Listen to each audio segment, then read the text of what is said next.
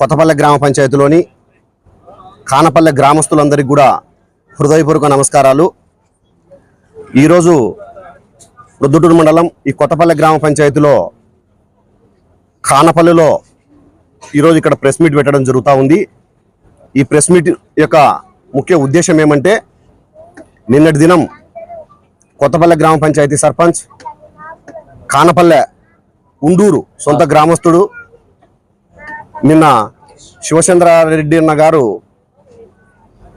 మాజీ ముఖ్యమంత్రి చంద్రబాబు నాయుడు గారి ఆధ్వర్యంలో తెలుగుదేశం పార్టీ కండువా వేసుకొని ఆయనతో పాటు వాళ్ళ కుటుంబ సభ్యులు కొంతమంది, అది కుటుంబ సభ్యులు కూడా అందరూ కాదు, కొంతమంది మాత్రమే కండువా వేసుకొని తెలుగుదేశం పార్టీలో చేరడం జరిగింది. ఆయన తెలుగుదేశం పార్టీలో చేరిన మరుక్షణమే ఈయన సొంత ఉండూరులో నుంచే ఆయన మీద ఆగ్రహ జ్వాలలు రేకెత్తి కానపల్లెలో నివాసం ఉండేటువంటి మెజార్టీ ప్రజలందరూ కూడా వెంటనే శివచంద్రారెడ్డి గారు తెలుగుదేశం లేకపోయిన దాన్ని జీర్ణించుకోలేక వెంటనే ఈ కానపల్లె గ్రామస్తులందరూ ఎమ్మెల్యే గారిని ఇక్కడికి ఆహ్వానించడం జరిగింది. ఉండూరులో ఒక చిన్న 1100 ఓట్లు ఉండే ఉండూరులో కానపల్లెలో ఉనికి కాపాడుకునే దానికోసం ఈరోజు ఇక్కడ ఎమ్మెల్యే గారు ఈ కానపల్లె గ్రామస్తుల ఆహ్వానం మేరకు ఒక చిన్న భోజనానికి ఒక చిన్న విందు ఏర్పాటు చేసుకుంటే గ్రామస్తులందరి దగ్గరికి రాత్రి తెల్లవారుదులు చీకట్లు 5 గంటల నుంచి ఇంటింటి దగ్గరికి పోయి కాళ్ళ ఎల్లబడి భయపడిచ్చేటోళ్ళను బెదిరింపులు, భయపడే వాళ్ళను బెదిరియడము, తనకంటే కొంత జాచోళ్ళు అయితే రిక్వెస్ట్ చేసుకొని అడుక్కొని బతిమలాడుతున్నాడు ఎవరు పోవద్దు అని చెప్పి. కానీ నీ మాట ఎవరు వినలే. గ్రామస్తులందరూ కూడా ఇక్కడ ఈ కార్యక్రమంలో పాల్గొంటూ ఉన్నారు. ఇక్కడ మమ్మల్ని గౌరవంగా పిలిచినప్పుడు ఇక్కడ ఊర్లోకి పోతే అక్కడక్కడ ప్రజల దగ్గర నుంచి వాళ్ళు చెప్పింది మాకు ఏమర్థమవుతుందంటే, ఒకటి 2 విషయాలు బాగా కనపడతా ఉన్నాయి. ఒకటి, ఊరంతా వైఎస్ఆర్ కాంగ్రెస్ పార్టీకి అభిమానంగా రాచమల్లు నాయకత్వాన్ని బలపరచడం. రెండో పాయింట్, ఊరంతా ఏకపక్షంగా శివచంద్రారెడ్డి గారికి వ్యతిరేకంగా కనపడతా ఉంది. ఈ ఊర్లో ఉండేటోళ్ళంతా కూడా శివచంద్రారెడ్డికి వ్యతిరేకంగా కనపడతా ఉంది. ఇక్కడ ఈ కానపల్లె ఈ విలేజ్లో 1100 ఓట్లు ఉంటాయి. దాదాపు ఒక 900-950 ఓట్లు ఫోల్ కావచ్చు. దాదాపు 70% 65% ఏకపక్షంగా ఇక్కడ వైఎస్ఆర్ పార్టీకి ఫ్యాన్ గుర్తుకు ఓట్లు పడే పరిస్థితి కనపడతా ఉంది. ఇక్కడ ఈ సొంత నీ ఉండూరులో ఇంత వ్యతిరేకత పెట్టుకొని నువ్వు రామేశ్వరం నుంచి మొదలు పెడతా రాచమల్లును ఓడగొట్టేదానికంటున్నావు. నీ మాటలు ఎట్టుండాయంటే, ఉట్టికి ఎగరలేనమ్మ స్వర్గానికి ఎగిరినట్టు అట్లాంటి మాటలు వస్తూ ఉన్నాయి. ఇంకొకటి,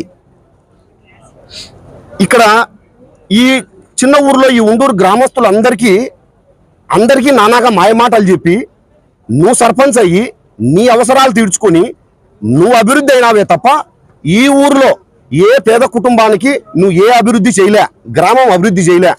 మంచినీళ్ళ సమస్య సందుకు పోతే నీళ్ళ సమస్యని అని మొత్తుకుంటున్నారు. ఎక్కడి నుంచో నీళ్లు తెచ్చుకుంటున్నారు, పశువులకు నీళ్లు లేవని చెప్పి. చిన్న ఊర్లో ఇది నీ పరిస్థితి. ఇంకా రామేశ్వరం నుంచి ఇంకా నేను చెప్పాల్సిన అవసరం లే.